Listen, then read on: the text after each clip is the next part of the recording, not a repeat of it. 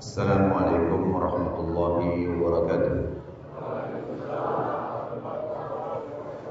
Alhamdulillah, kalimat yang selalu kita ucapkan dari lisan kita kepada satu-satunya zat yang maha hidup, zat yang berdiri sendiri, zat yang telah menciptakan semua yang ada di langit, di bumi, bahkan di kedalaman lautan, kelihatan atau tidak kelihatan oleh mata kita.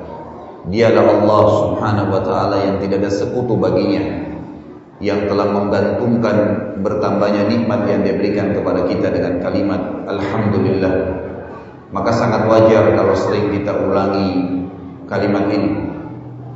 Juga kita panjatkan salawat dan taslim senantiasa kepada kiai kita, guru kita, suri tauladan kita, bahkan satu-satunya nabi yang kita ikutin, Nabi besar Muhammad sallallahu alaihi wasallam, sebagaimana Allah dan malaikatnya memberikan salam kepada beliau, dan sebagai balas jasa di mana beliau menghabiskan 23 tahun dari masa hidupnya, 13 tahun masa Mekah, semuanya diikuti dengan hinaan, cacian, dianggap penyihir, penyamun, dan puncaknya diusir dari kampung halamannya, dan beliau bersabar.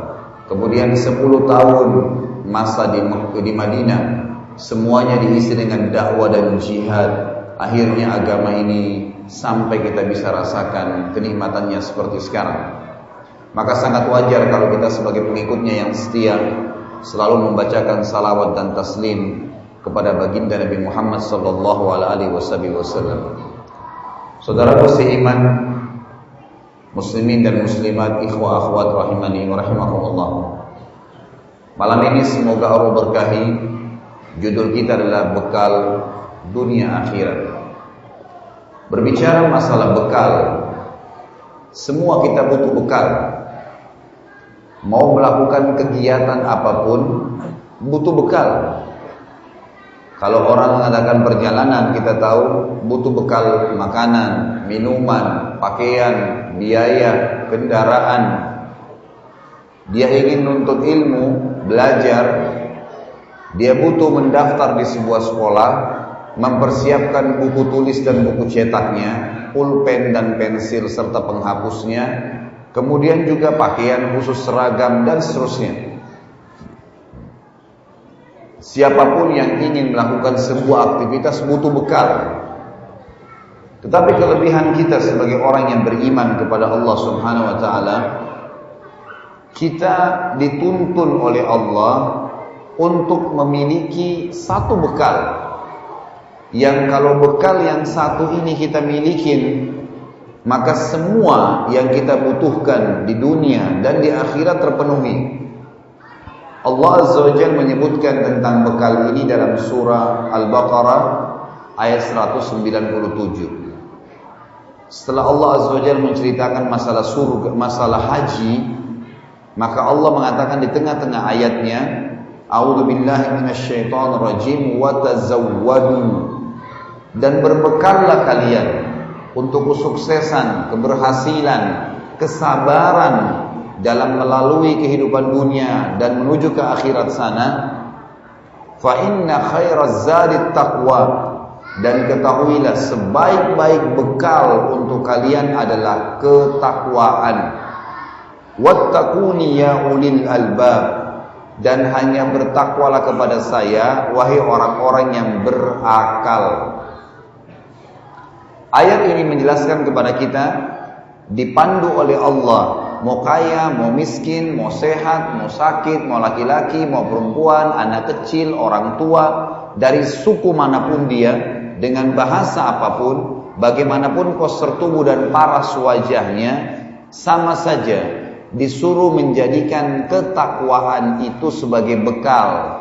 Dan Allah mengatakan, dan hanya bertakwalah kepada saya wahai orang-orang yang berakal.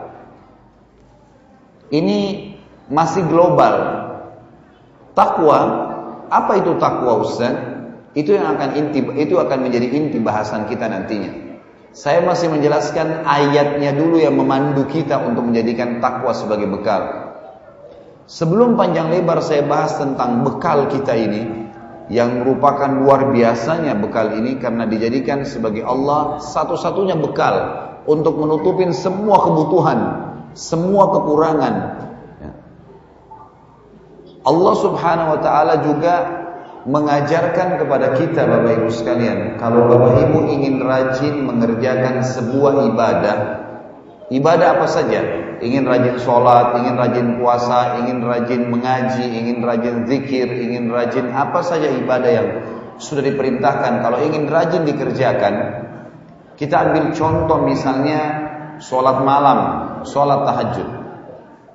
Bagaimana caranya supaya kita rajin mengerjakannya, kita bisa istiqomah dan komitmen mengerjakannya? Maka jawabannya satu, cari tahu di dalam ibadah yang mau kita kerjakan itu janji Allah. Jadi kalau kita tanya langsung gini, kalau saya sholat saya dapat apa? Kalau saya puasa saya dapat apa? Kalau saya haji dan umroh saya dapat apa? Kalau saya bakti dengan orang tua saya dapat apa? Apa yang kita dapatkan dari ibadah yang sedang kita kerjakan? Ini bukan menuntut Allah, tapi Allah memang yang menjanjikan kepada kita semua itu. Kalau bahasa ceramahnya fadilah. Kalau Bapak Ibu kembali ke buku-buku hadis, kita akan temukan fadilah sholat berjamaah, fadilah sholat duha, fadilah membaca Al-Quran. Apa itu fadilah? Kelebihan janji Allah di ibadah itu. Oh ternyata orang kalau sholat berjamaah dilipat gandakan 25 kali lipat, diangkat 27 derajat. Oh kalau sholat malam ternyata Allah turun ke langit bumi menerima doa-doa orang yang sedang sholat malam. Oh kalau membaca Al-Quran itu akan menjadi saksi dan penolong baginya di hari kiamat. Oh kalau bakti dengan orang tua, ternyata dalam hadis disebutkan kata Nabi SAW, berbaktilah kalian dengan kedua orang tua kalian, maka Allah akan berikan kalian anak-anak yang berbakti dengan kalian. Ada efek, ada sesuatu yang Allah kasih di situ. Kalau Bapak Ibu sebelum tidur malam hari, saya jamin insya Allah, walaupun Bapak Ibu nggak pakai jam beker untuk bangun, asal sebelum tidur cari tahu 5 sampai 6 hadis saja, baca cuma butuh 10 menit. Apa sih kelebihannya sholat malam? Saya dapat apa kalau saya sholat tahajud? Maka insya Allah tanpa bunyi jam beker pun Anda akan terbangun jam 3, jam 4 subuh. Sebelum subuh Anda bisa mengerjakan sholat malam, karena ada sesuatu yang Allah janjikan di situ. Maka ini positif kalau kita mencari tahu. Makanya saya sarankan semua ibadah yang Bapak Ibu ingin kerjakan, cari tahu fadilahnya. Sebaliknya, kalau Bapak Ibu punya satu kebiasaan buruk yang agama larang, dustalah, zinakah, ribakah, dosa apa saja. Kalau Anda tanya kepada saya bagaimana caranya saya tinggalkan dosa ini, maka jawaban saya adalah satu, coba cari tahu ancaman Allah di dosa yang sedang Anda lakukan. Coba baca saja 10 menit.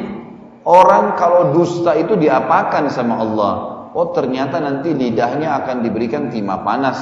Oh nanti akan dipotong. Oh nanti akan menyebabkan siksa kubur. Orang kalau durhaka dengan orang tua itu diapakan. Orang kalau tidak sholat itu diapakan. Orang kalau seterusnya melakukan apapun perbuatan dosa diapakan. Subhanallah, wahyu itu menyentuh hati Bapak Ibu sekalian. Kalau kita baca ancaman Allah di situ, kita akan meninggalkan dengan sendirinya. Oh ternyata kalau saya makan riba itu, ada hadis Nabi berbunyi 1 dirham riba lebih berat di sisi Allah daripada 36 kali berzina. Ada sesuatu yang kita tahu di situ, ancaman. Kalau dalam ilmu hadis ini namanya al-wa'ad wal-wa'id. Al-wa'ad itu janji Allah di amal soleh yang sedang kita kerjakan. Al-wa'id ancaman Allah di dosa yang sedang kita lakukan. Ini aja rahasianya. Takwa tadi yang kita disuruh jadikan sebagai bekal Bapak Ibu sekalian adalah sebuah ibadah dan juga punya fadilah. Tidak ada kata ulama ibadah yang mengalahkan fadilahnya takwa. Karena Allah sebutkan dalam Al-Quran 226 ayat jumlahnya. Ini sesuai apa yang saya hitung sendiri, term-term ayatnya. Saya temukan 226 ayat dalam Al-Quran, semuanya berbicara tentang kelebihan takwa. semuanya. Dan tidak ada ibadah seperti ini. Apapun, sholat, puasa, jihad, tidak ada yang seperti ini. Ini luar biasa, 226 ayat. Dan saya akan bacakan beberapa ayatnya saja. Di antaranya surah At-Talaq, surah nomor 65 ayat 2 sampai ayat 5. Kita dengarkan sama-sama dan kita tadabburi. A'udzubillahi minasyaitonirrajim. Bismillahirrahmanirrahim. Wa may yattaqillaha yaj'al lahu makhraja. Siapa yang bertakwa kepada Allah, Allah akan berikan kepadanya makhraja. Makhraja itu begini Bapak Ibu sekalian. Kalau Bapak Ibu lagi haji dan umroh, ada yang mau berangkat misalnya insyaallah atau nanti nyusul berangkat, coba perhatikan kalau kita lagi di hotel di Mekah atau di Madinah, itu tangga daruratnya untuk menyelamatkan diri kalau liftnya mati, listrik mati, terjadi kebakaran, tertulis makhraj. Mim kha ra jim, makhraj. Dan Allah menggunakan dalam Al-Quran di sini dikatakan yang bertakwa kepada Allah, Allah berikan makhraja, jalan keluar yang bisa menyelamatkan dia dari masalah yang sedang dia hadapi. Ini artinya makhraj. Makna yang lain, orang-orang Arab Bapak Ibu sekalian kalau lagi jalan di sebuah jalan yang sempit, membuat tubuhnya nggak bisa bergerak, kemudian dia dapat sebuah lapangan luas dia bisa lari, maka tempat transisi dari tempat yang sempit ke lapangan yang luas itu namanya makhraj. Contoh yang lain, biawak. Biawak itu binatang yang suka membuat lubang di tanah. Kalau mereka masuk ke tanah, ini biasa biawak padang pasir. Kalau mereka masuk ke lubang padang pasir di bawah tanah, lubangnya di bawah besar, kan? Ya, rumahnya dia di bawah besar. Tapi mulut untuk masuk ke situ kecil. Jadi kadang-kadang dia kalau sudah masuk dikecilin lagi. Jadi kadang-kadang kita kira lubang biawak itu hanya lubang semut karena kecilnya lubangnya, gitu kan. Ini semua agar dia aman dari musuh. Nah, dalam bahasa Arab, lubangnya biawak itu yang kemudian biawak bisa keluar dari situ kemudian dia dapat lapangan luas, dia bisa lari, itu namanya makhraj. Inilah yang Allah gunakan. Orang yang bertakwa kepada Allah, Allah berikan makhraja, jalan keluar dari masalah dia setelah dia sempit, sakit ke sembuh, miskin ke kaya, bodoh ke pintar, gitu kan? Semua dikasih oleh Allah Subhanahu wa taala. Kemudian Allah katakan dalam ayat ketiganya, ayat 2 tadi itu, yang ayat ketiganya wa yarzuqhu min haitsu la yahtasib, dan Allah berikan rezeki kepadanya dari tempat dia tidak sangka-sangka. Insyaallah besok pagi kita akan bahas tema, saya tidak hafal tempatnya di mana, nanti ditanya panitia. Judulnya saudaraku inilah rahasia rezekimu. Panjang lebar saya akan bahas masalah rezeki dan insyaallah Bapak Ibu akan lebih paham. Tapi di sini orang bertakwa Allah akan berikan rezeki kepadanya dari tempat tidak disangka-sangka. Ini ayat yang ketiga.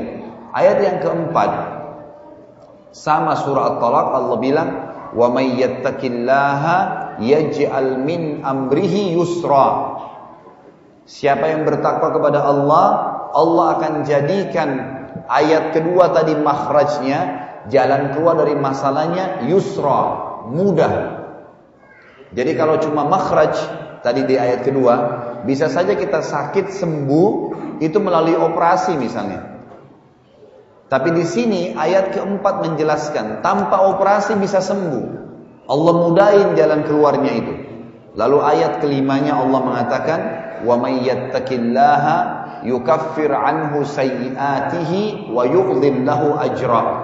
Siapa yang bertakwa kepada Allah, Allah akan ampuni semua kesalahannya dan Allah akan lipat gandakan balasan ibadahnya. Yang lain surah Al-Imran. Surah Al-Imran surah nomor 3 ayatnya 133. Allah Subhanahu wa taala mengatakan, a'udzubillahi minasyaitonir rajim, wasari'u ila magfiratin min rabbikum wa jannatin arduhas samawati wal ardi uiddat lil muttaqin. Berlumba-lumbalah kalian, segera bertaubat, minta ampun kepada Allah Tuhan kalian. Dosa-dosa yang berlalu jangan dibiarkan. Itu seperti makanan busuk yang berbahaya bagi kita. Minta maaf kepada Allah dan kejar surga. Mulai sekarang beramal saleh. kejar surga, yang surga itu luasnya seluas langit dan bumi. Penutupan ayatnya Allah bilang, uiddat lil muttaqin, hanya dijanjikan untuk orang-orang yang bertakwa. Jadi surga yang kita idam-idamkan itu hanya didapatkan oleh orang yang bertakwa. Dan ada banyak sekali ya, ayat-ayat Al-Quran, diantaranya ayat lain, innallaha ma'al ladzina taqaw wal ladzina hum muhsinun. Allah selalu memenuhi kebutuhan orang yang bertakwa dan orang yang berbuat baik. Dan saya katakan tadi ada 226 ayat berhubungan dengan masalah ini, saya tidak bahas semuanya. Tapi intinya, Bapak Ibu sekalian, dari 2 ayat tadi, Al-Baqarah 197 yang Allah suruh takwa dijadikan sebagai bekal. Kemudian At-Talaq surah 65 ayat 2, 3, 4 dan 5 menjelaskan tentang kelebihan takwa. Saya yakin muncul di benak kita sekarang, saya mau menjadi orang yang bertakwa. Dia ibadah, pahalanya besar, banyak ayat yang menyuruh. Tapi saya ingin tanya, apa itu takwa, Ustaz? Saya mau bertakwa, tapi saya mau tahu apa itu takwa, supaya saya bisa jadikan sebagai bekal saya. Ini inti bahasannya, Bapak Ibu sekalian. Ali bin Abi Thalib radhiyallahu anhu, sahabat Nabi yang mulia, pernah ditanya, wahai Ali, apa menurut Anda takwa itu? Kata Ali radhiyallahu anhu, dibagi 4 oleh beliau, at-taqwa al-khawfu minal jalil. Artinya takut kepada Allah. Nanti saya jelaskan bagaimana takut kepada Allah sementara Allah tidak kelihatan dengan mata kita. Wal amalu bit tanzil, lalu selalu beribadah, menyembah Allah sesuai dengan tuntunan wahyunya Al-Quran dan Sunnah. Wal amalu bit tanzil, al-khawfu minal jalil wal amalu bit tanzil war ridha bil qalil, lalu ridha terhadap apa yang Allah berikan walaupun sedikit di mata dia. Dan di sini nanti kita akan bicara tentang konsep syukur. Yang terakhir, yang keempat, wastidadu liyaumir rahil, istidadu liyaumir rahil, punya persiapan untuk menghadapi hari kematian nanti. 4 definisi inilah yang akan kita jabarkan insyaallah beberapa waktu ke depan. Dan saya minta jemaah sekalian dan teman-teman panitia, kalau azan Isya kita break sholat, mohon berikan saya waktu untuk menyelesaikan materi. Dan saya lebih berharap kalau jemaah setuju dengan saya, fokus mengambil ilmunya, pertanyaannya kita kesampingkan dulu. Kalau masih ada waktu silakan bertanya, kalau enggak coba cerna penyampaiannya dulu gitu. Karena itu yang penting. Bapak Ibu, saya berharap pulang dari sini, dari masjid yang mulia ini sudah tahu apa itu takwa dan dijadikan sebagai bekal kita. Potongan yang pertama, Bapak Ibu sekalian, al-khawfu minal jalil, takut kepada Allah. Pertanyaannya, bagaimana saya takut kepada Allah? Allah nggak kelihatan. Kalau harimau saya takut, wajar, harimau bisa menerkam saya lihat dengan mata saya. Bagaimana caranya memunculkan takut kepada Allah? Maka ulama akidah mengatakan melalui 2 pintu. Yang pertama, untuk takut kepada Allah, Bapak Ibu sekalian, kita harus memahami hakikat makna la ilaha illallah, la ma'budu bihaqqin illallah, yang berarti tidak ada Tuhan pencipta, pemilik, penguasa, pemusnah, pengawas. Semua yang di langit yang kelihatan dengan mata kita tidak kelihatan, semua yang di bumi kelihatan dan tidak kelihatan, semua yang di kedalaman lautan dan kedalaman bumi kelihatan tidak kelihatan.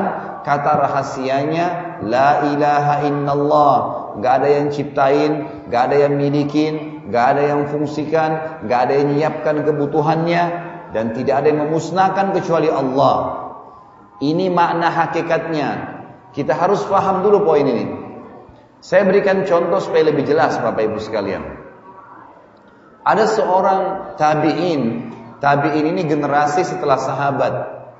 Seorang ulama tabi'in pernah mengadakan perjalanan perniagaan dari Baghdad, ibu kota Irak, ke Damaskus, ibu kota Syria. Zaman itu tidak ada penerangan kayak kita sekarang. Orang menggunakan cahaya matahari, bukan lagi obor, cahaya matahari. Karena mereka perjalanan jauh. Irak ke negeri Syam ini jauh. Bisa perjalanan sampai 3 hari, 4 hari dengan menunggangi kuda. Kalau jalan kaki bisa lebih dari seminggu. Waktu itu orang andalkan cahaya matahari. Kalau terbit matahari pagi, mereka jalan. Begitu tiba malam, maghrib, mereka nginep dulu, tunggu. Gelap, gak kelihatan apa-apa. Besok baru terbit matahari, baru jalan lagi. Begitu cara orang dulu jalan gitu. Orang ini Bapak Ibu sekalian, pas tiba maghrib, dia berada di tengah-tengah hutan. Berada di tengah-tengah hutan. Lagi gelap, maghrib gak kelihatan apa-apa. Gelap. Maka dia terpaksa nginap di situ. Dalam kisah sahihnya, dia nginap di situ. Waktu dia nginap, dia bilang tidak bisa kemana. Dia juga mau jalan, dia tidak tahu jalan, bisa kesasar, gelap, dan juga malam ini banyak binatang-binatang buas. Dia tinggal di situ. Kemudian dia seperti layaknya musafir, jamak sholatnya maghrib isya, habis itu dia tidur, istirahat di awal malam. Kalau kita sekarang jam 11 malam, dia bangun, dia sholat tahajud. Ini dalam kisah dia. Setelah dia sholat 2 rakaat Bapak Ibu sekalian, setelah salam, dalam kisah ini diceritakan, dia bilang, tiba-tiba waktu saya ingin sholat rakaat yang selanjutnya, baru mau takbir, di depan mata saya ada harimau yang sudah membuka mulutnya, mengeluarkan suara seperti lagi kelaparan dan siap menerkam saya. Coba Bapak Ibu bayangkan kalau kita di posisi orang ini, di tengah hutan, sendirian, ada harimau di depan mata kita siap menerkam karena kelaparan. Perhatikan baik-baik apa yang terjadi Bapak Ibu sekalian. Dia bilang, waktu itu saya berpikir, kalau saya lari, tetap saya akan diserang oleh harimau ini. Dia lebih menguasai hutan dan dia lebih kuat daripada saya. Matanya lebih terang di malam hari. Lalu dia bilang, tiba-tiba pada saat itu terlintas dalam hati saya, mungkin ini karena berkah dia sholat malam tadi, Allah subhanahu wa ta'ala berikan dalam hatinya keimanan. Maka dia tiba-tiba bilang begini, wahai harimau, dia tunjuk harimau itu, kalau seandainya Allah, udah bukan jam 7. Baik, ini sebentar, satu ini. Dia bilang, kalau seandainya wahai harimau, kau diutus oleh Allah yang telah menciptakan saya dan kamu, maka untuk memakanku, aku tidak akan melawan. Tetapi kalau seandainya engkau datang untuk memangsaku, tidak ada perintah dari Allah, maka aku akan minta kepada Allah yang menciptakan aku dan kamu untuk menghancurkanmu. Apa yang terjadi Bapak Ibu sekalian? Dalam kisah yang dikatakan harimau itu menundukkan pandangan matanya dari orang soleh ini dan meninggalkan, gak jadi dimakan. Apa pelajaran kita bisa ambil dari sini? Ternyata harimau yang buas pun ciptaannya Allah. Allah mampu menundukkannya. Dan apapun yang kelihatan tidak kelihatan, kalimatnya la ilaha illallah. Gak ada yang ciptakan kecuali Allah subhanahu wa ta'ala. Kita akan terus lanjutkan insyaAllah, tapi setelah nanti sholat isya. Subhanakallahumma bihamdika asyhadu an la ilaha illa anta astaghfiruka wa atubu ilaik. Wassalamualaikum warahmatullahi wabarakatuh.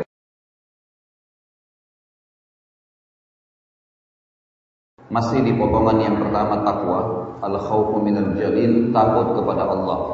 Dan kita masih membahas bagaimana caranya agar takut kepada Allah. Saya bilang tadi ada 2 pintu. Yang pertama, memahami hakikat la ilaha illallah. Fahamilah, renungilah, ikrarkan dengan pikiran kita, dengan lisan kita, yakini dengan hati kita, tidak ada Tuhan yang berhak disembah kecuali Allah. Enggak ada di langit, di bumi, dimanapun tidak ada. Dan contoh-contoh yang akan saya berikan nanti memberikan gambaran kepada kita tentang masalah itu. Seorang sahabat bernama Al-Ala radhiyallahu anhu, beliau pernah diutus oleh Rasulullah SAW dalam salah satu peperangan.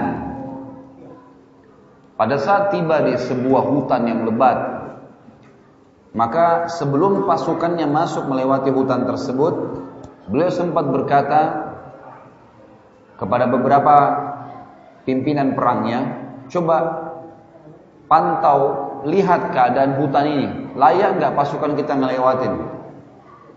Ternyata beberapa pimpinan Al-Ala radhiyallahu anhu ini memeriksa dan tidak ditemukan. Maksudnya tidak ditemukan celah bisa lewat. Penuh dengan binatang buas, hutannya terlalu lebat, susah untuk dilewatin. Maka mereka pun kembali kepada Al-Ala dan berkata, wahai pemimpin, amir, pemimpin perang, kami tidak melihat ada kesempatan peluang untuk masuk ke hutan ini.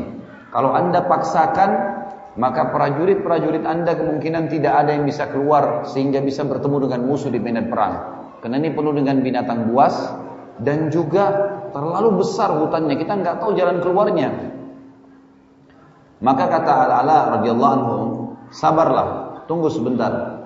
Lalu beliau pun mendekati mulut hutan itu, seperti pintu masuknya kelihatan pohon-pohon besar, dan beliau mengangkat suaranya dengan keras yang memberikan pelajaran kepada kita semua, termasuk kepada prajurit-prajurit perangnya.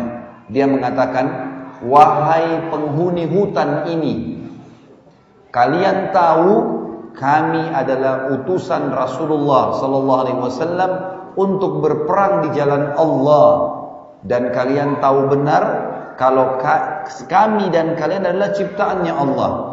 Maka mudahkanlah jalan hutan ini agar pasukan Allah ini bisa lewat. Yang terjadi dikatakan dalam kisah ini, ikhwan dan akhwat, Bapak Ibu sekalian rahimani rahimakumullah, adalah tiba-tiba hewan-hewan yang ada di hutan itu, baik hewan yang buas ataupun yang biasa menjadi mangsanya, seperti singa berdekatan dengan rusa, berdekatan hewan-hewan semua yang tadinya saling memangsa satu sama yang lain, membentuk seperti sebuah pagar, membantu mereka keluar dari hutan itu. Dan tidak satu orang pun dari pasukan Al-Ala radhiyallahu anhu yang terbunuh, dikena atau diserang oleh binatang buas tersebut. Terbalik, mereka malah bisa keluar dari medan perang. Perhatikan apa yang membuat Al-Ala radhiyallahu anhu mengucapkan kalimat tadi. Karena dia sangat yakin Allah subhanahu wa ta'ala pencipta segala sesuatunya. Perhatikan kisah yang lain. Amr bin As radhiyallahu anhu, sahabat Nabi yang mulia. Kita ambil kisah-kisah klasik, kisah-kisah lama nih. Amr bin As radhiyallahu anhu ini pernah menjadi pimpinan perang menembus Mesir di zaman Umar bin Khattab dan berhasil Mesir ditaklukkan. Waktu beliau ditunjuk jadi gubernur di Mesir oleh Umar bin Khattab, tiba-tiba Sungai Nil yang ada di Mesir yang merupakan sumber hidupnya masyarakat Mesir itu kering, habis airnya, nggak ada airnya.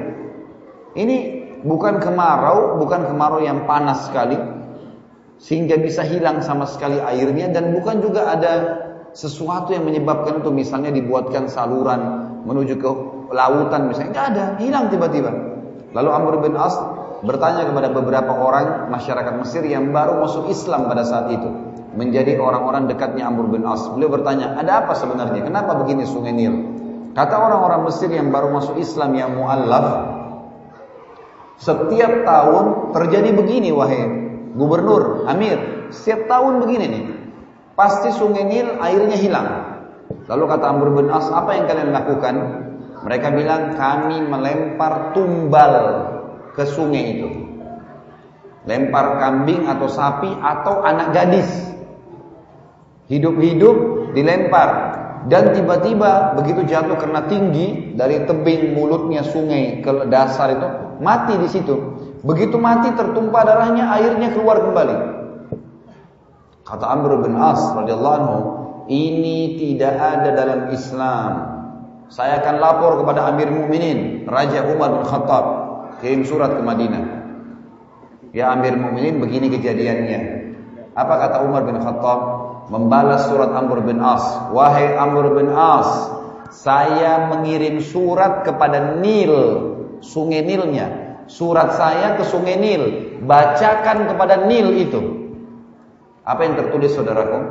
Dari hamba Allah Umar bin Khattab kepada Sungai Nil, kalau seandainya selama ini kau mengalir karena tumbal yang dilemparkan kepadamu yang telah dilarang oleh Allah, maka kami tidak ingin kau mengalir selamanya. Tapi kalau seandainya kau mengalir dengan izin Allah yang Jabbar, Jabbar ini Allah yang Maha Perkasa, maka mengalirlah atas nama itu. Tiba-tiba Amr bin As memperlihatkan kepada masyarakat Mesir, membaca surat Umar dengan keras di Sungai Nil. Seperti itu, tiba-tiba air Sungai Nil keluar, dan sampai hari ini Bapak Ibu sekalian tidak pernah Sungai Nil turun airnya lagi, sudah nggak pernah. Ternyata itu permainan syaitan-syaitan yang berusaha untuk menyesatkan manusia. Lihat bagaimana orang-orang yang meyakini Tuhan Allah Subhanahu wa taala satu, dan memang semua ini, air, tumbuh-tumbuhan, manusia, batu, jin, malaikat, apa saja yang kelihatan dan tidak kelihatan, tidak ada penciptanya kecuali Allah. Ini kata kuncinya, saudaraku. Kalau muncul ini, maka kita akan yakin semua selain Allah adalah makhluk. Berarti kalau ada Tuhannya, kayak tadi kasus orang yang tidak takut sama harimau. Sungai Nil yang turun airnya oleh Umar bin Khattab disuruh mengalir atas nama Allah. Kita lihat tadi Al-Ala menyuruh hewan-hewan di hutan menunjukkan jalan atas nama Allah, ditunjukkan oleh hewan-hewan tersebut jalan. Dan tidak ada satupun yang diserang. Kalau kita yakin dengan kalimat ini, saudaraku, kita tidak akan pernah takut kecuali kepada Allah. Syaitan, siapa syaitan ini Bapak Ibu sekalian? Kita perlu tahu, ada golongan jin dan manusia. Manusia ini ada 3 golongan. Ada yang beriman, insya Allah kita termasuk dalamnya. Beriman, patuh sama Allah dan mengikuti Rasulnya Muhammad SAW. Yang kedua fasik. Fasik, kalau Bapak Ibu dapat ayat Al-Quran bunyinya fasik, fasikin, gitu kan? In ja'akum fasikum binaba'in. Kalau datang orang-orang fasik, fasik ini muslim tapi masih berbuat dosa, itu namanya fasik. Ya. Jadi dia sholat atau dia tidak sholat, mungkin dia sholat tapi dia masih berzina, dia masih berjudi, ini fasik namanya. Ada kafir yang ketiga. Nah ini golongan manusia. Golongan jin juga sama. Ada jin yang mukmin, ini jin mukmin dinamakan jin. Yang kedua ada jin yang fasik, muslim tapi bobrok, masih buat dosa seperti manusia. Dan yang ketiga jin kafir. Nah jin fasik dan jin kafir ini, itu dalam agama kita namanya syaitan. Namanya syaitan. Jadi tidak semua jin itu syaitan, ya. Karena ada jin yang mukmin. Jin mukmin tidak dikatakan syaitan. Mereka tidak akan pernah ganggu manusia, tidak akan interaksi, tidak ngomong, tidak nikah, tidak apa-apa semuanya. Jin mukmin tahu, seperti orang mukmin kita tahu, kita nggak akan interaksi sama jin. Allah sengaja buat mereka tidak kelihatan, tidak usah interaksi. Yang fasik, jin bermaksiat, muslim tapi bermaksiat, dan jin kafir namanya syaitan, dipimpin oleh iblis. Jadi iblis itu raja syaitan, bukan raja jin. Apa tugasnya syaitan-syaitan ini? Menyesatkan manusia dari jalan Allah. Dan yang paling pertama mereka lakukan adalah menakut-nakuti manusia, supaya manusia tidak takut kepada alihkan ketakutannya kepada Allah, kepada syaitan itu. Makanya ulama bilang, syaitan masuk ke manusia itu pintu utamanya 2. Takut dan emosi, itu 2. Kalau ini ada, semua dosa yang lain bisa dilakukan. Makanya syaitan itu selalu bermain di situ. Bagaimana menakut-nakuti orang? Kalau kita lewat sendiri dibuat merinding. Dia bisik-bisikin dalam hati kita, tuh ada begini, tuh ada begini. Bapak Ibu sekalian, ada satu hal untuk lebih menjelaskan tentang syaitan ini, bagaimana perannya. Dan insya Allah Bapak Ibu bubar dari sini tidak pernah takut lagi sama syaitan. Bapak Ibu sekalian, dalam Islam tidak ada namanya ruh gentayangan. Ini garis bawahi dulu. Saya mau tanya Bapak Ibu sekalian, ini yang masih terpengaruh dengan banyak sinetron dan film-film kita di Indonesia. Kalau ada rumah orang di situ bunuh diri, gantung diri kah, dia tusuk dirinya kah? Adakah Bapak Ibu yang mau beli rumahnya? Hah? Jujur ya. Kok nggak ada yang nyaut ini, masih hidup nggak ini? Kalau jemaah saya di Jakarta saya tanya, Bapak Ibu mau beli rumah nggak? Yang ada orang bunuh diri? Nggak mau Ustaz. Kenapa? Takut. Itu jawabannya. Baik, simpan deh rumah ini.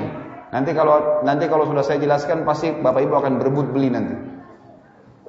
Rumah yang kedua, tadi orang bunuh diri. Rumah kedua, orang yang dibunuh sekeluarga. Ada perampok datang, tadi bunuh diri, ini dibunuh. Mau beli rumahnya enggak? Sama aja nggak mau. Kenapa? Takut. Karena gambarannya selalu digambarkan ada ruh gentayangan. Bapak Ibu sekalian ambil dari saya dan percaya ini wahyu. Tidak ada ruh gentayangan. Nggak ada ceritanya kuburan terbuka pocongnya keluar. Tidak ada ceritanya itu orang kalau buang air ada tangan tarik-tarik orang dari kloset.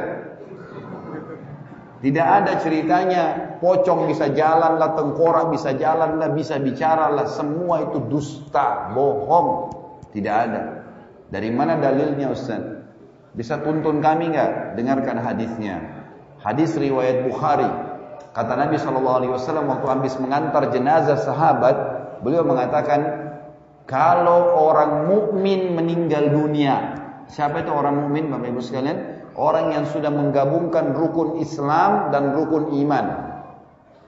Udah syahadat, udah sholat, udah zakat, udah haji, udah puasa Ramadan, iya.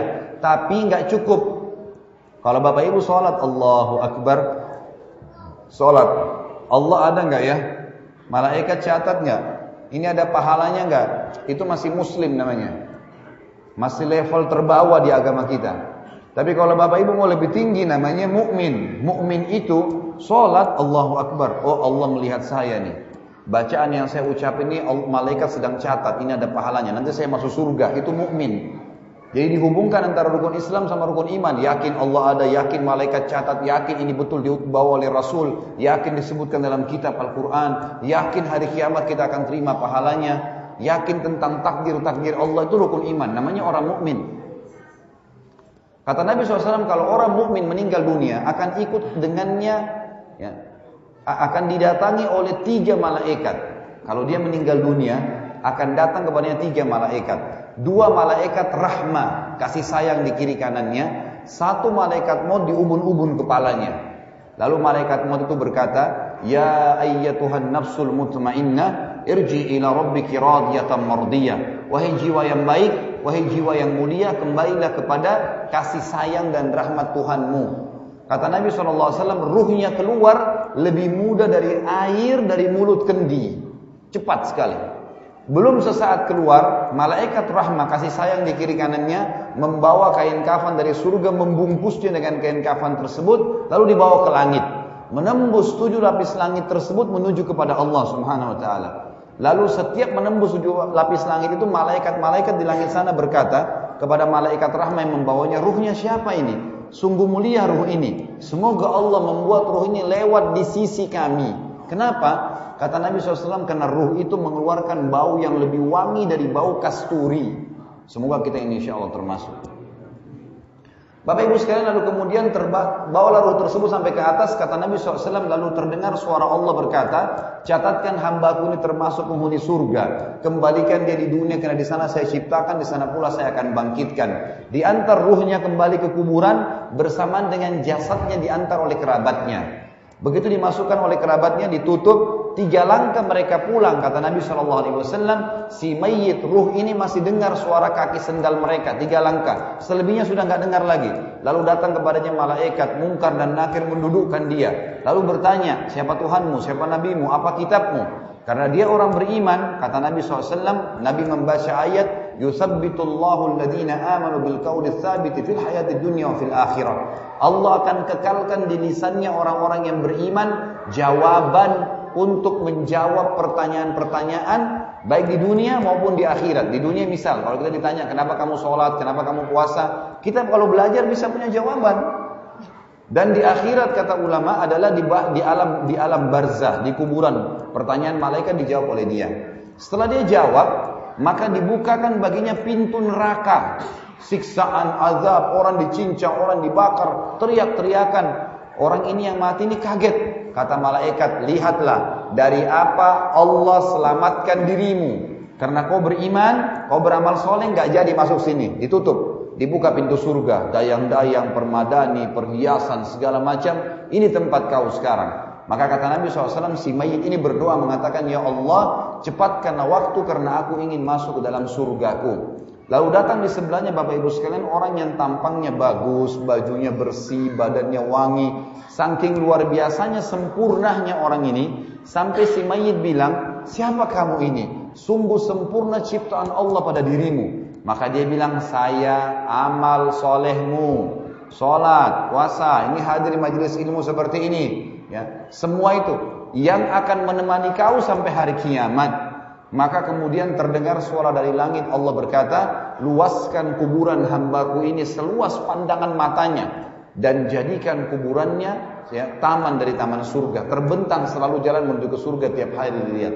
Maka bahagialah orang tersebut. Kalau orang fasik, orang yang masih bermaksiat, tidak sempat taubat sebelum meninggal walaupun muslim, sama orang kafir, hati-hati.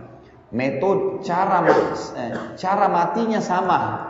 Kata Nabi SAW, kalau orang fasik atau orang kafir akan datang kepada mereka 3 sosok malaikat. 1 malaikat maut di ubun-ubun kepalanya, dan 2 malaikat azab penyiksa di kiri kanannya. Yang malaikat azab ini membawa kain kafan dari neraka. Lalu malaikat maut di ubun-ubun kepalanya berkata, wahai jiwa yang busuk, keluarlah kepada kemurkaan Tuhanmu. Maka ruhnya, kata Nabi SAW, berantakan di tubuhnya, nggak mau keluar, ketakutan. Lalu Allah berfirman dalam surah Al-Anfal, walau tara idh yatawaffal ladina kafarul malaikatu yadribuna wujuhahum wa adbarahum wa dhuqu adzabal hariq. Kalau kalian lihat bagaimana dahsyatnya para malaikat mencabut ruhnya orang fasik dan orang kafir, menghantam wajah mereka dan bokong mereka dengan keras, dan dikatakan kepada mereka, rasakanlah panasnya api neraka. Lalu ruh tersebut, kata Nabi SAW, ditarik dengan keras oleh malaikat maut, seperti ibaratnya bulu domba yang dibasahkan, lalu dililitkan di pohon berduri, dan ditarik dengan keras sehingga berantakan bulu domba itu. Lalu kemudian belum sesaat dia keluar, ditangkap oleh malaikat azab, dibungkus dengan kain kafan dari neraka, dibawa ke langit. Baru tiba di langit pertama, ditutupkan pintu, gak dibukain. Lalu para malaikat di langit berkata kepada malaikat yang membawanya, siapa ruh ini? Sungguh buruk ruh ini. Semoga Allah tidak buat dia lewat di sisi kami. Kata Nabi SAW, malaikat azab menyebutkan namanya yang paling buruk di dunia, Fulan bin Fulan, gitu kan. Lalu kata Nabi SAW, malaikat-malaikat langit tidak berharap dia lewat karena badan ruhnya bukan badannya, ruhnya mengeluarkan bau lebih busuk daripada bau bangkai. Wa na'udzubillah. Lalu terdengar suara dari langit, Allah berkata, catatkan hambaku ini termasuk penghuni neraka. Kembalikan dia di dunia, di sana saya ciptakan, di sana pula saya akan bangkitkan. Diantar ruhnya bersama jenazahnya, diantar oleh kerabatnya. 3 langkah dia masih mendengar, setelah itu datang malaikat lalu dudukkan dia bertanya, siapa Tuhanmu, siapa nabimu, apa kitabmu? Walaupun muslim, Bapak Ibu sekalian, hafal mati ini tidak bisa dijawab. Kata Nabi SAW, walaupun dia muslim ini fasik, siapa Tuhanmu, siapa nabimu, apa kitabmu, dia mengatakan, innama aqulu kama kana yaqulun nas. Saya nggak tahu, saya cuma ikut-ikut dulu orang bilang apa. Lalu dibukakan baginya pintu surga, dayang-dayang, permadani, istana, makanan, pakaian yang mewah. Kagum dia, kata malaikat, lihat, kamu haramkan dirimu dari apa? Kamu bisa masuk sini dulu, tapi kamu sendiri yang tidak buat. Kamu tidak mau sholat, kamu nggak mau puasa, nggak mau ibadah, buat maksiat nih. Tutup sekarang. Dibuka pintu neraka, azab, orang teriak-teriak, siksaan, orang dicincang, dipukul, dimacam-macam. Kan gitu. Jadi dia ketakutan. Kata malaikat, ini tempat kau sekarang dan tidak bisa kamu lari dari di situ. Maka dia berdoa berkata, ya Allah, jangan cepatkan waktu karena aku tidak ingin masuk ke nerakaku. Lalu datang di sebelahnya orang yang tampangnya buruk, bau badannya tidak baik, bajunya kotor, menakutkan. Sampai ruh ini berkata, siapa kamu ini? Pergi dari saya. Sungguh buruk ciptaan Allah pada dirimu. Maka dia berkata, saya amal burukmu, zinahmu, ribamu, judimu, segala durhaka dengan orang tua yang akan menemani kau sampai hari kiamat. Maka pada saat itu kata Nabi SAW, Allah pun mengutus kepadanya malaikat, yang malaikat ini tidak punya pendengaran dan penglihatan. Allahu alam bagaimana, tapi begitu hadisnya dalam riwayat Bukhari. Lalu kemudian malaikat tersebut membawa sebuah besi, yang besi itu kalau seluruh jin dan seluruh manusia dua-duanya bersatu untuk membalik saja besi itu, mereka tidak akan mampu. Dihantamkan kepada orang ini, kemudian hancur badannya, diutuhkan kembali, begitu terus sampai hari kiamat. Riwayat yang lain menjelaskan, dinding kuburannya akan menjepit tulang rusuknya sampai seperti ini. Dikembalikan, begitu terus sampai hari kiamat. Kata para ulama hadis, digabungkan kedua azab. Dipukul, dijepit, dikembalikan. Dipukul, dijepit, dikembalikan, sampai begitu. Maka kata Nabi SAW, jadilah kuburannya lubang dari lubang neraka. Inilah hadis yang menjelaskan tentang keadaan orang yang sudah mati, Bapak Ibu sekalian. Tarik ke contoh tadi, kalau rumah orang yang bunuh diri dosa enggak? Dosa besar atau dosa kecil? Dosa besar. berarti orang yang bunuh diri tadi itu sedang disiksa di kuburannya. Nggak ada waktu gentayangan ganggu orang. Ini garis bawah ini, nggak ada itu. Jadi dia sedang disiksa di kuburan. Sementara orang yang sekeluarga tadi dibunuh oleh perampok, kalau dia orang muslim berarti dia mati syahid karena membela kehormatannya. Berarti mereka lagi menikmati kuburannya taman dari taman surga. Enggak mau lagi dia keluar dari kuburan itu. Ini fahamin. Berarti kalau kita membeli rumah orang yang bunuh diri atau orang yang dibunuh sekeluarga itu tidak ada masalah sama sekali.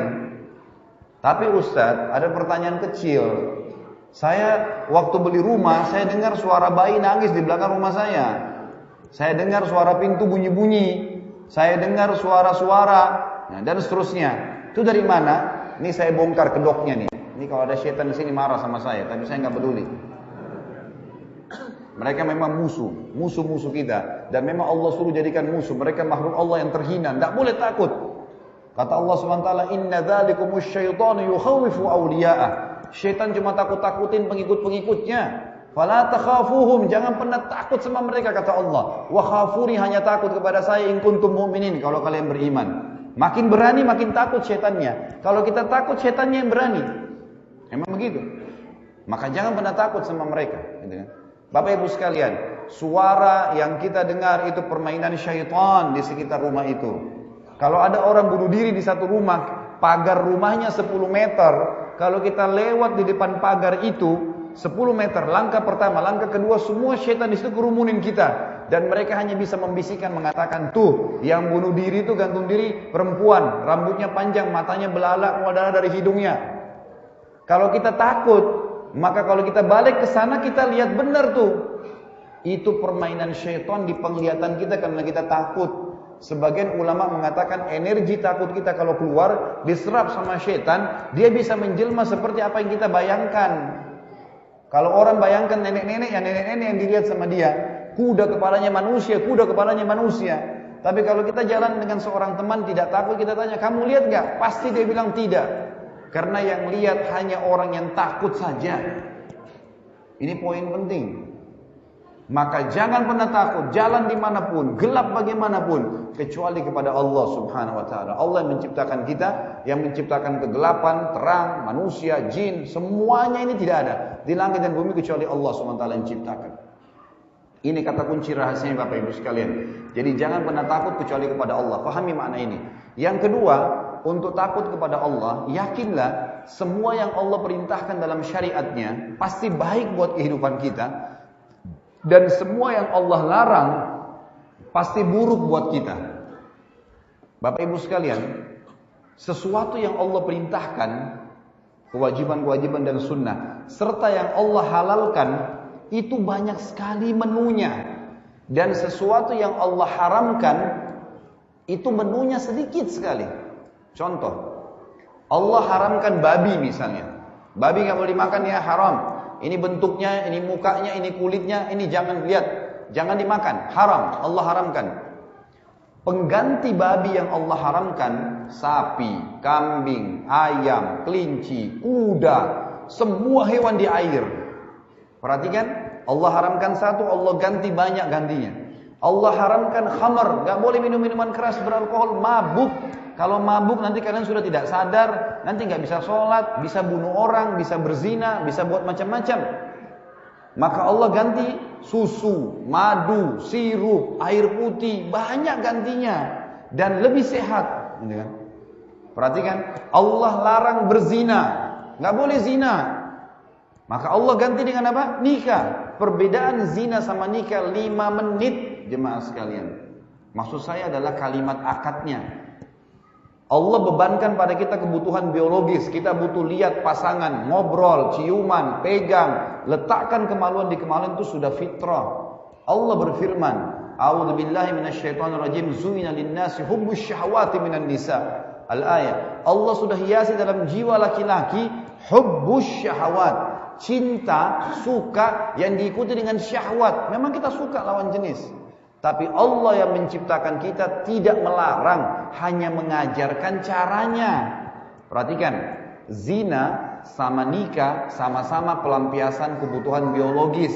Tapi zina cara yang haram. Orang yang berzina pasti ketakutan. Orang yang berzina begitu pasangannya hamil, dua-duanya malu, keluarganya malu, nama sukunya juga rusak. Dan anak yang lahir gak jelas statusnya. Ingat, dalam hukum Islam tidak ada penisbatan nama kepada anak zina. Biar bapak-bapak punya sperma, tapi kalau hasil zina itu bukan anak bapak. Itu anak haram, nggak boleh, nggak ada namanya ke orang tuanya. Tidak ada warisan di antara mereka. Bapak ibu bisa kembali ke buku fikih manapun, sama hukumnya.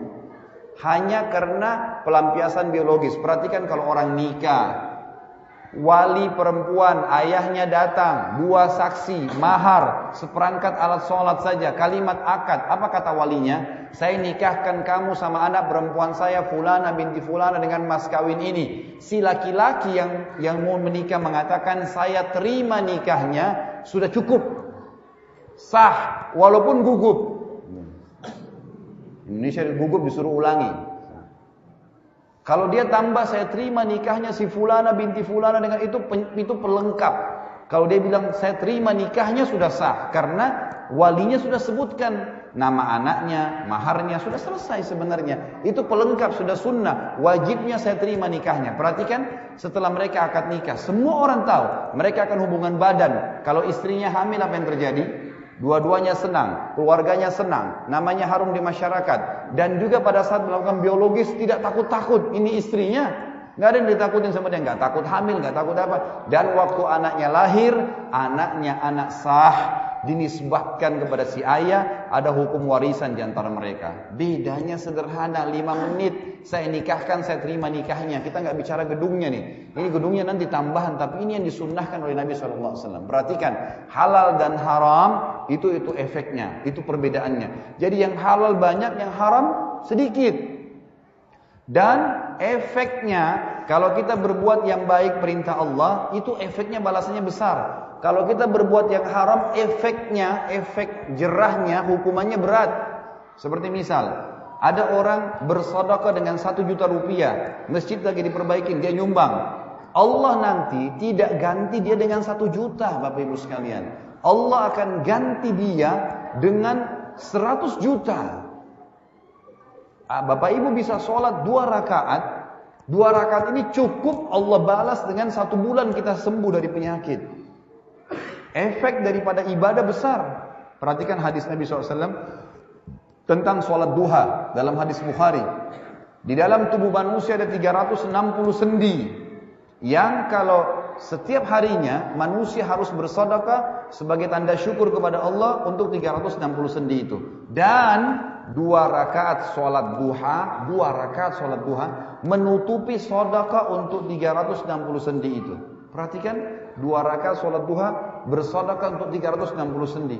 Hadis Muslim, siapa yang berpuasa 1 hari di jalan Allah, 1 hari, Allah jauhkan dia dari api neraka sejauh 70 tahun.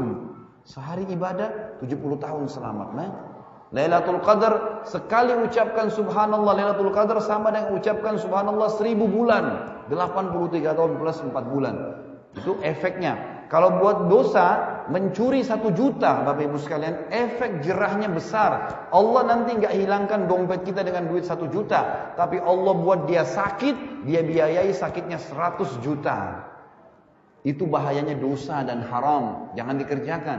Yakinlah semua apa yang Allah perintahkan baik, semua apa yang Allah larang itu juga baik. Itu baik untuk tidak dikerjakan. Kalau dikerjakan maka berbahaya. Saya ingin bercerita sedikit, mudah-mudahan waktunya ada insyaallah. Hukum Islam misalnya, banyak orang Islam belum paham. Kenapa pencuri dipotong tangannya? Kenapa orang kalau membunuh dipenggal lehernya? Kejam ya, kesannya kayak terlalu sadis. Bapak Ibu, saya tinggal di Saudi 7 tahun. Dari SMA sampai S1. Dan saya tahu sendiri, malam Jumat di Saudi kalau ada kisos, ada orang yang mencuri dipotong tangannya, atau ada orang membunuh dipenggal lehernya, itu diiklanin malam Jumat. Si Fulan bin Fulan mencuri di toko emas ini, di rumah orang ini. Ceritanya dia masuk, dia pecahin pintunya, dia masuk, diambil emasnya, diketangkap sama polisi kronologisnya. Membunuh, dia tusuk, dia pukul, dia ini, dia itu. Besok kena kisos, kena hukuman. Maka yang terjadi apa? Hari Jumat, habis sholat Jumat, saya pernah hadir sendiri salah satunya. Itu kita ke sebelah masjid ada lapangan luas yang sudah ditunjuk. Di situ nanti ada 3 mobil. Ada mobil penjara yang membawa si penjahat ini, ada mobil pengadilan yang akan membuat laporan ke raja kalau sudah selesai kisosnya, dan ada mobil ambulan dari rumah sakit yang akan merawat dia. Kalau habis dipotong tangannya, dirawat. Yang terjadi jemaah sekalian, di sekitar lapangan itu ada polisi pagar betis, kami berdiri di belakangnya. Tangan orang mencuri ditaruh, lalu kemudian dipotong tangannya. Setelah dipotong tangannya, digantung tangannya selama 3 hari. Kira-kira kalau ada pencuri lewat lihat itu, masih mau mencuri nggak? Hah? Ini hikmahnya ya. 1 orang dipotong tangannya, 10.000 orang berhenti mencuri. Di Saudi sampai sekarang mobil mewah di pinggir jalan nggak ada yang berani sentuh, sampai berdebu-debu. Patahin spionnya, cabut peleknya, tangan hilang. Di Jakarta Bapak Ibu sekalian, kalau mobil mewah di titik-titik tertentu di lampu merah, ada orang naik motor dipatahin spionnya. Orangnya tahu, masih ada nyala mobilnya di lampu merah. Karena beraninya, tangkap tuh, potong tangannya. Tapi bukan individu ya, pemerintah yang lakukan ini. Kalau orang dipenggal kepalanya lebih mulia lagi. Allah mengatakan walakum fil qisasi hayatun ya ulil albab. Dalam kisos itu, hukum-hukum Allah ada kemakmuran kehidupan kalian. Kalau orang yang membunuh diceritakan kayak tadi kronologisnya, lalu didatangkan, cuma bedanya dipakaikan kain hitam kepalanya, lalu diikat tangannya, didudukkan. Algojo yang akan memotong kepalanya itu mengambil 3 langkah dari dia.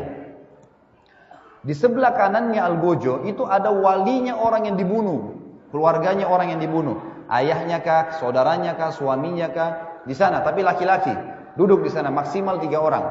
Algojo ini waktu melangkah Bapak Ibu sekalian, yang pertama dia balik ke walinya orang yang dibunuh. Kalau mereka diam, dia melangkah langkah kedua, dia balik lagi. Kalau mereka diam, dia melangkah langkah ketiga, dia balik lagi. Terakhir pedangnya diangkat, dia balik. Kalau mereka diam, dipenggal. Tapi kalau ada 1 orang dari yang hadir di sana, misalnya 3 orang yang hadir, ada 1 orang kasih isyarat dengan tangan seperti ini, artinya dia memaafkan, nggak jadi kisos, nggak jadi penggal kepala. Kenapa? Karena hikmah syar'inya Allah ingin menyampaikan kepada keluarga yang sedang dibunuh itu, yang sudah keluarganya dibunuh, yang bunuh suamimu, istrimu, anakmu, orang tuamu, nih orangnya. Kami akan bunuh juga dia. Ingat, gak ada hubungan sama istrinya, gak ada hubungan sama anaknya. Dalam Islam bisa saja anak pembunuh dan anak dibunuh menikah, karena bisa saja orang tuanya yang membunuh jahat, tapi anaknya hafal Quran.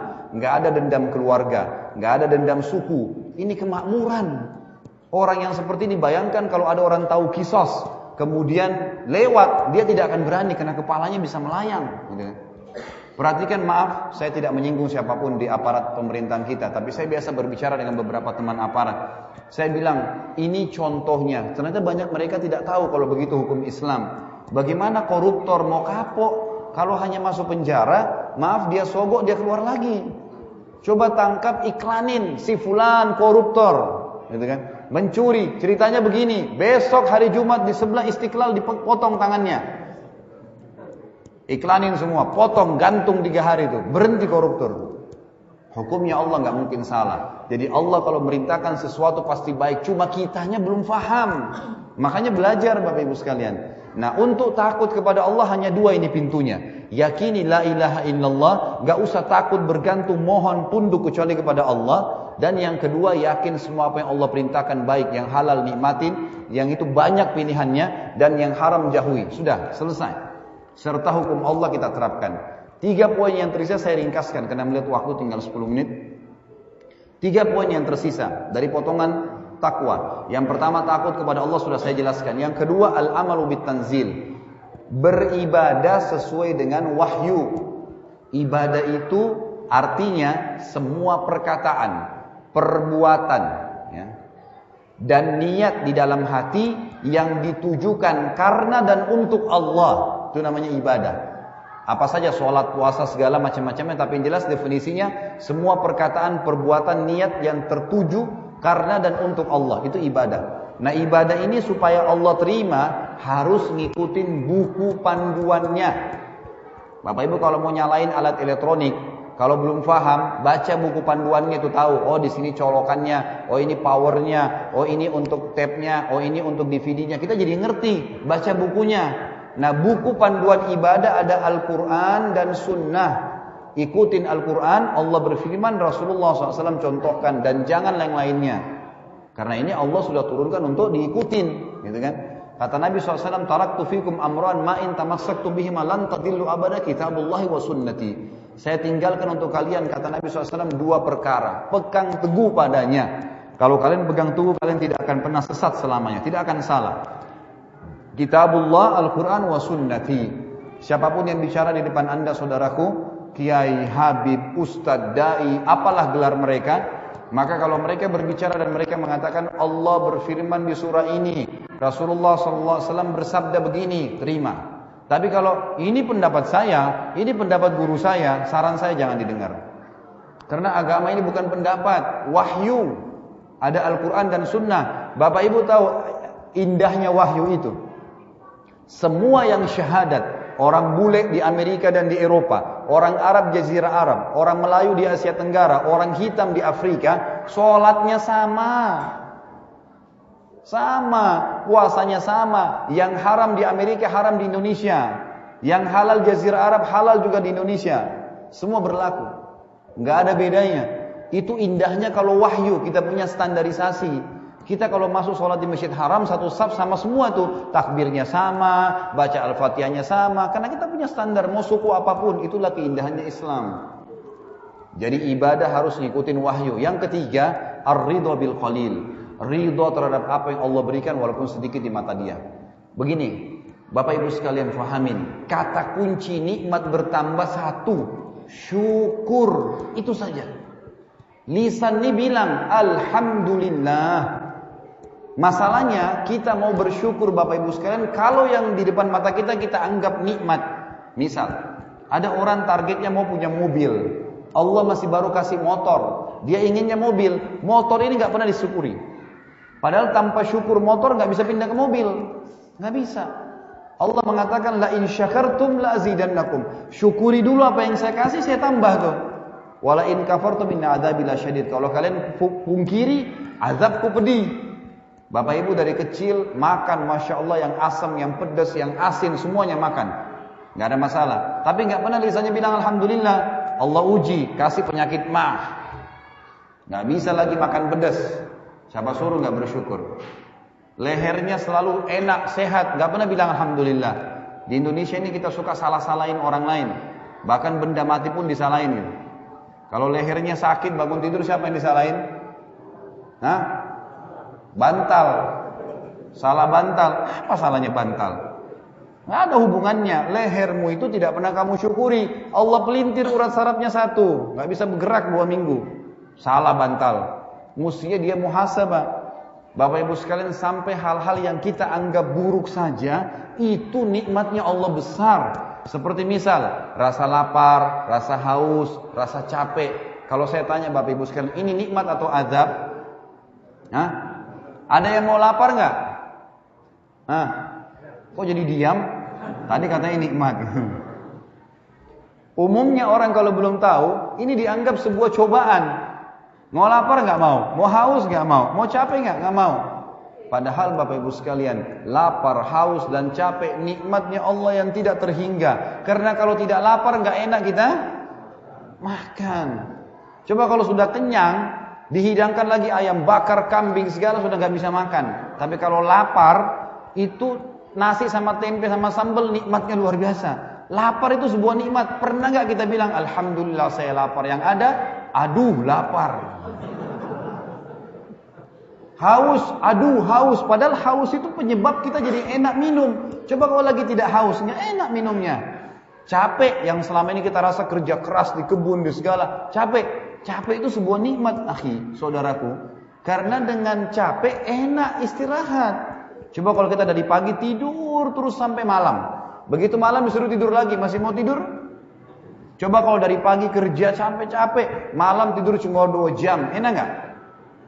Berarti capek, lapar, haus. Mulai sekarang Bapak Ibu bilang apa? Alhamdulillah saya lapar. Jangan masuk rumah, aduh laparnya nih. Syukurin, syukur ditambah. Ini nikmat. Dan cuma itu. Kadang-kadang subhanallah kita habis sholat disuruh baca apa tadi yang saya ajarkan habis maghrib. Siapa yang baca subhanallah 33, alhamdulillah 33, Allahu akbar 33, maka digenapkan 100 ya la ilaha illallah wahdahu la syarikalah, lahu mulku wal hamdu wa ala kulli syai'in qadir, diampuni dosanya walaupun sebanyak buih di lautan. Pertanyaannya, siapa yang dapat pahala ini? Sementara kita kebanyakan bacanya seperti orang kumur-kumur. Subhanallah, subhanallah, alhamdulillah, alhamdulillah, alhamdulillah, Allah akbar, Allah akbar. Apa ini? Dari mana mau dapat? Subhanallah, subhanallah, alhamdulillah. Renungi, enak, nikmatin prosesnya. Itu kena tuh, dapat. Gitu kan? Itu aja 33 sudah kayak orang lari-larian. Bagaimana mau dapat nikmatnya Allah Subhanahu wa taala? Jadi perbanyak syukur. Kata kuncinya begini, bahagia. Kalau kita diberikan nikmat, lihat orang yang di bawah kita. Itu kata kuncinya. Kalau diberikan nikmat, lihat orang yang di bawah. Kita punya motor, lihat orang yang pakai sepeda. Kita punya sepeda, lihat orang yang jalan kaki. Kita jalan kaki, lihat orang yang tidak ada kakinya. Terus begitu. Kalau kita diberikan cobaan, lihat orang yang lebih berat. Kita bangun tidur flu, lihat orang yang flu dan demam. Kita flu dan demam, ada orang flu demam rematik. Kita flu demam rematik, ada orang yang stroke. Kita stroke, ada orang yang mati. Gitu kan? Jadi kata kuncinya kalau nikmat syukurin, lihat orang yang di bawah selalu bersyukur, karena syukur jadi ditambah. Kalau berikan cobaan lihat orang yang lebih berat sehingga kita bisa bersabar. Yang terakhir Bapak Ibu sekalian yang keempat, istidadul yaumir rahil, punya persiapan untuk menghadapi kematian. Saya ingin berbagi begini. Saya pernah mengadakan tablik akbar di Makassar seperti ini Masya Allah, tapi 2 lantai masjidnya penuh. Bicara masalah kematian khusus. Setelah 2 jam saya bicara kematian, saya sempat bilang sama panitia sebelum saya masuk masjid, tolong teman-teman disiapin semua perlengkapan jenazah. Kain kafannya, menyan-menyannya, gerandanya, semua. Di sebelah masjid galikan liang lahat buat saya. Baik Ustaz, dibuat semuanya. Setelah saya ceramah 2 jam tentang masalah kematian, kemudian saya bilang, Bapak Ibu sekalian, kebetulan ibu-ibu di lantai 2 ada panitianya sendiri. Saya sekarang mau ngajak Bapak Ibu ikut pelatihan jadi jenazah 5 menit. Mau nggak? 5 menit saja. Ada yang angkat tangan, saya Ustaz. Baik, silakan. Tapi saya minta Bapak kalau naik di sini, di atas meja, ada kain kafannya lagi dibuka sama panitia, ada menyan-menyannya semua disiapin, gerandanya segala, liang lahatnya. Naik di sini, Bapak baring, tutup matanya dan renungi apa yang saya ucapkan. Bayangkan Bapak sudah meninggal. Ya Ustaz. Baik, silakan naik. Naiklah dia.